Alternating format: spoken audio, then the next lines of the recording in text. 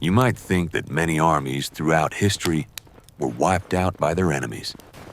But the reality was a bit different.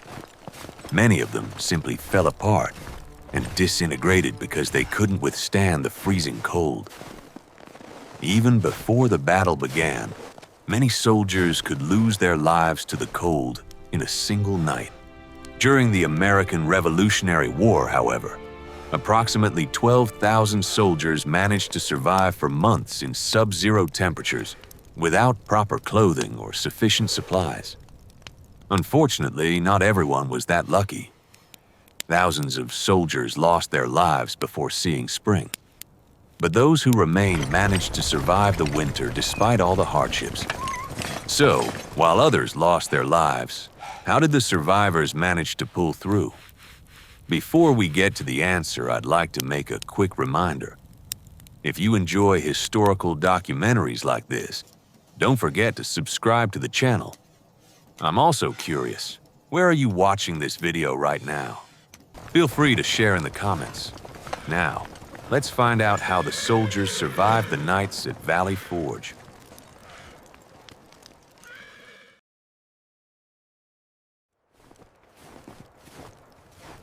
To understand how they slept, you first have to understand what they were facing. In December of 1777, the Continental Army under George Washington marched into a plateau in Pennsylvania called Valley Forge, about 18 miles northwest of Philadelphia, which the British had just captured. Roughly 12,000 soldiers arrived at an empty stretch of frozen woodland and hills. There was no town waiting for them. There were no barracks, no storehouses full of supplies, no shelter of any kind. There was only the forest, the cold, and the ground. The men who arrived were not in fighting condition to begin with. Many had no proper coats. Thousands had no shoes, and the sources described the army leaving bloody footprints in the snow as it marched in. The temperature was dropping, the ground was freezing hard, and winter had barely started. These men were expected to survive in this place until spring, several months away, and to come out the other side as an army still capable of fighting. The obvious question is the one that seems almost impossible to answer.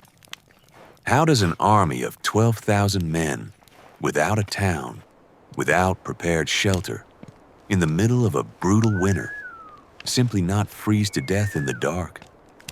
How do you sleep night after night for months when the temperature outside is well below freezing and you started with almost nothing?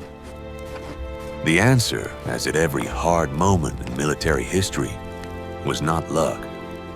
It was a system. And that system began within hours of the Army's arrival.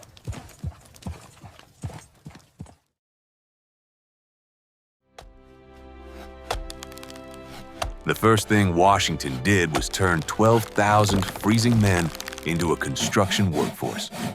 Within days of arriving, the Army was ordered to build, not tents, which were already worn thin and offered almost nothing against a Pennsylvania winter, but log huts, thousands of them, a permanent wooden settlement raised from the surrounding forest by the men who would live in it. Washington issued precise instructions, and this is where the story stops being about desperation and starts being about engineering. Each hut was to be built to a fixed specification, 14 feet wide by 16 feet long, with walls 6.5 feet high. The gaps between the logs were to be filled with clay. The roof was to be made of split timber slabs. The door was to be on the side facing the interior street of the camp, and the fireplace was to be at the rear, built of wood and lined with a thick layer of clay to keep it from burning. To make his freezing, exhausted men build quickly, Washington offered a reward. He announced a prize of $12 to the group in each regiment that finished its hut first and best. In a camp where men were owed months of back pay and had almost nothing, this was a real incentive, and the huts went up fast. The layout was not random either. The huts were arranged in ordered rows along defined streets, organized by a military unit in a pattern laid out across the plateau. Officers' huts sat behind the huts of the men they commanded. The whole encampment, when it was finished, amounted to something like a small city, one of the more populous settlements in all of America at that moment. Built entirely of logs, from nothing, in a matter of weeks. Estimates put the number of huts somewhere around 2,000.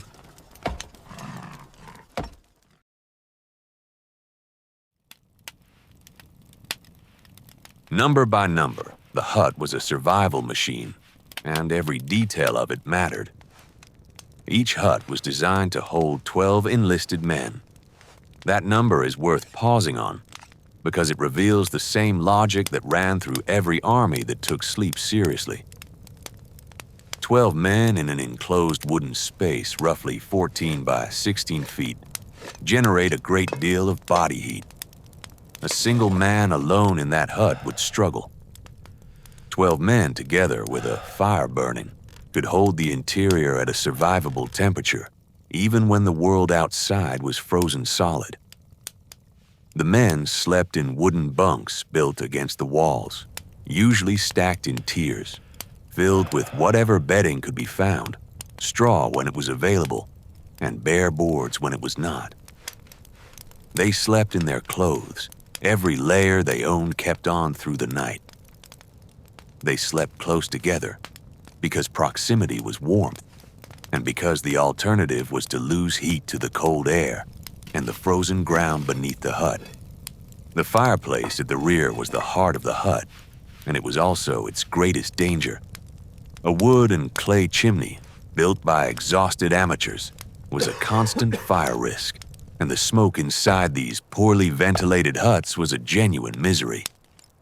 Soldiers' diaries from the period complained bitterly about the smoke, which stung the eyes and filled the lungs and never fully cleared. A man in a Valley Forge hut was warmer than he would have been outside, but he was breathing wood smoke for months in a cramped, dark space he shared with 11 other men. It was not comfortable. It was never meant to be comfortable. It was meant to keep 12 men alive through the night so that they could still be soldiers in the spring, and by that narrow, essential measure, it worked.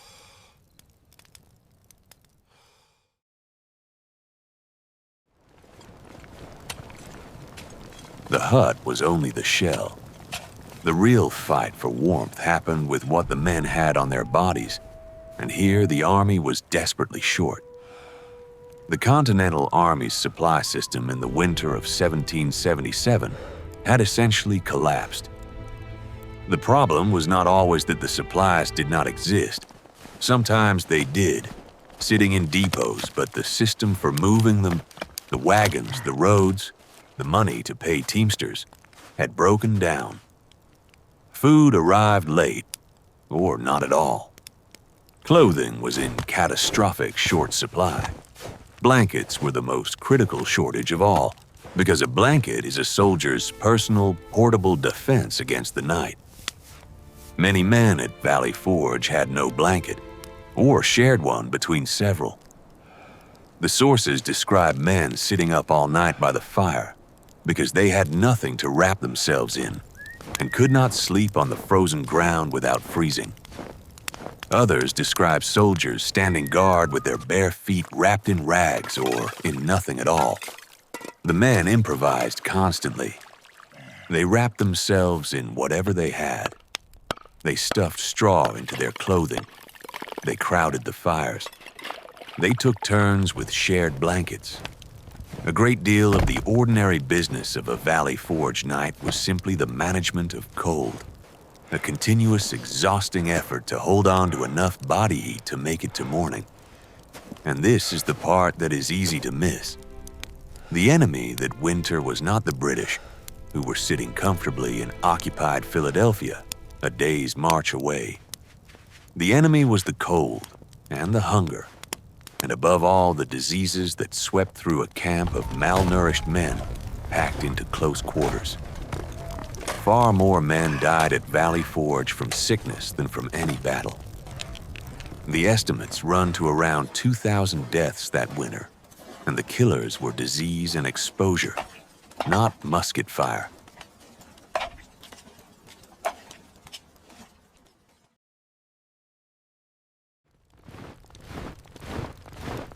It would be a mistake to imagine that these men simply crawled into their huts and slept as they pleased. Even here, even in this, there was a system, because an army that cannot secure its own rest is an army waiting to be destroyed. The camp still had to be guarded, even in the depth of winter. With the British apparently settled into Philadelphia for the season, Washington could not assume the enemy would stay put. Sentries had to stand watch around the perimeter of the encampment through every night, in the very worst of the cold, rotating through in shifts so that no man was left outside long enough to freeze at his post, though the guard duty at Valley Forge was so brutal that men dreaded it above almost anything. The problem of the barefoot sentry became so severe that officers recorded men standing on their own hats to keep their bare feet off the frozen ground. Guard duty in those conditions was not a formality. It was a genuine ordeal, and it was also essential, because a sleeping, unguarded camp of 12,000 weakened men would have been an invitation to catastrophe. Inside the camp, the day was structured by drum and by routine. There were roll calls. There were fixed times for duties. And as the winter went on, there was drill, endless drill. Which brings us to the man who changed the Continental Army in the mud and snow of that camp. In February of 1778, a Prussian officer named Baron von Steuben arrived at Valley Forge.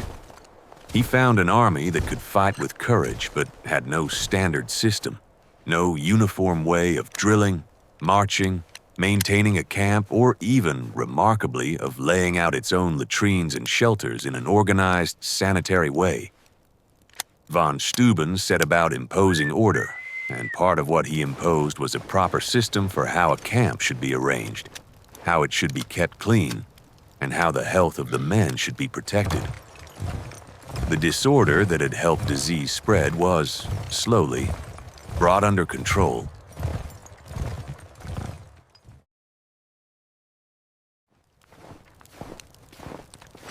Not everyone at Valley Forge slept in a 12-man hut, and the differences reveal how the whole system was organized. The ordinary soldiers, the enlisted men, lived 12 to a hut in the rows of identical log structures. Their world was the hut, the fire, the drill field, and the guard post.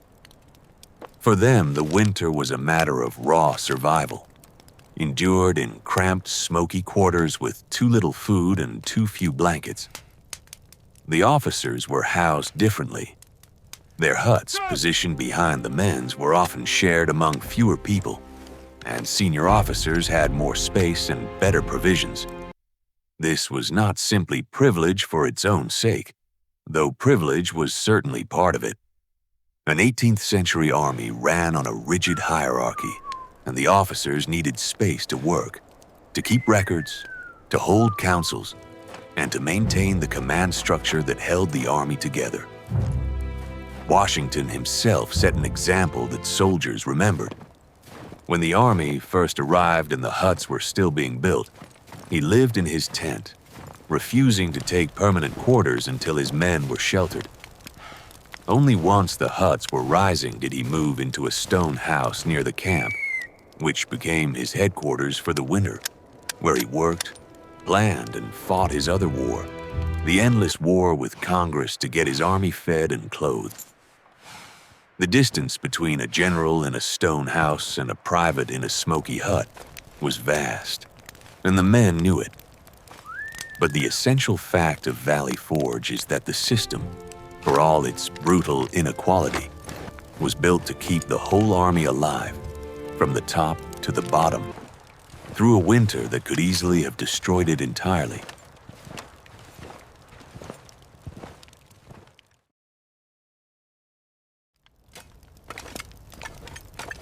To see how remarkable the Valley Forge system was, It helps to look at what usually happened to armies caught in winter, because the usual outcome was disaster. For most of military history, winter was when armies stopped. Campaigns were seasonal. When the cold came, forces went into winter quarters, ideally in towns, where the men could be billeted in real buildings with real roofs and real fires. An army caught in the open in deep winter, without a town to shelter in, was an army in mortal danger, and commanders went to great lengths to avoid it. When armies were caught out, the results were often catastrophic. Exposure, frostbite, starvation, and disease could destroy a force more completely than any battle. History is full of armies that were wrecked not by the enemy, but by the winter, their strength melting away night after night as men froze and sickened in improvised, inadequate shelter. What made Valley Forge different was that the Continental Army did not simply endure the winter passively, hoping to survive it. It built its way through. It manufactured an entire fortified settlement out of the forest, imposed a system of order and sanitation on itself, and treated survival as an organized military operation rather than a matter of individual luck. The army that could have dissolved into the snow instead held together. And this is the detail that matters most. The army that marched out of Valley Forge in June of 1778 was not the broken, freezing collection of men that had marched in. It was a more disciplined, better organized, more professional force than the one that had arrived, because the same winter that could have destroyed it had, through the system built to survive it, been turned into a period of training and consolidation.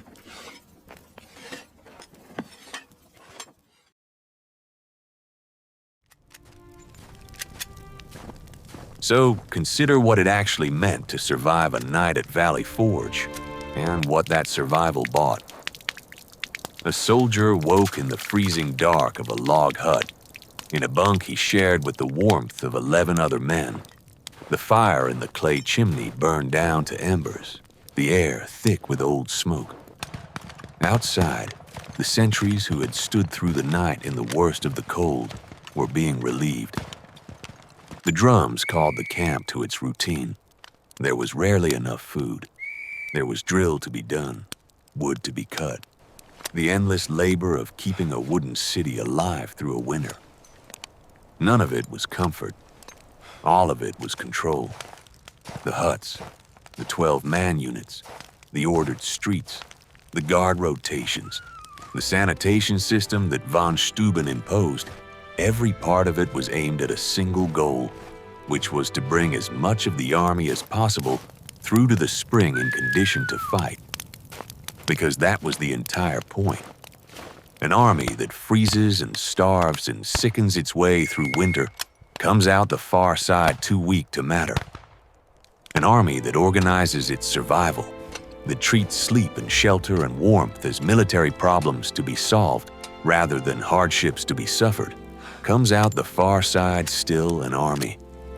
The nights in those cold huts were not wasted time. They were the investment that kept the revolution alive through its hardest season. Roughly 2,000 men did not survive that winter, but the army did, and the force that emerged in the spring went on to fight the war to its end, several long years later, and to win it. The huts of Valley Forge were made of nothing but logs and clay, and the body heat of desperate men. But they held, and because they held, the army held. And because the army held, the war was not lost in the snow of a Pennsylvania winter.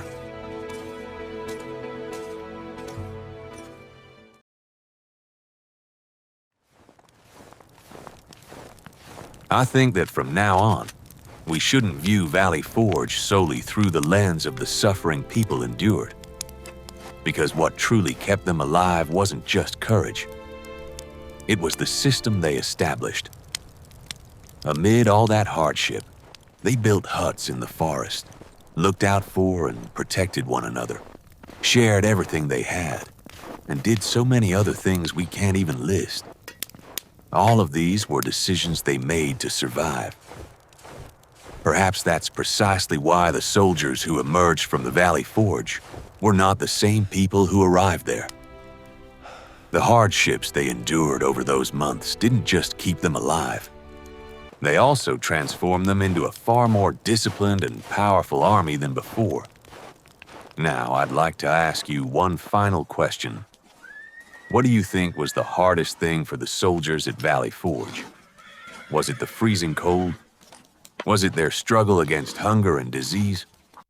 Or was it the possibility that every night when they laid their heads on their pillows, they might never wake up again?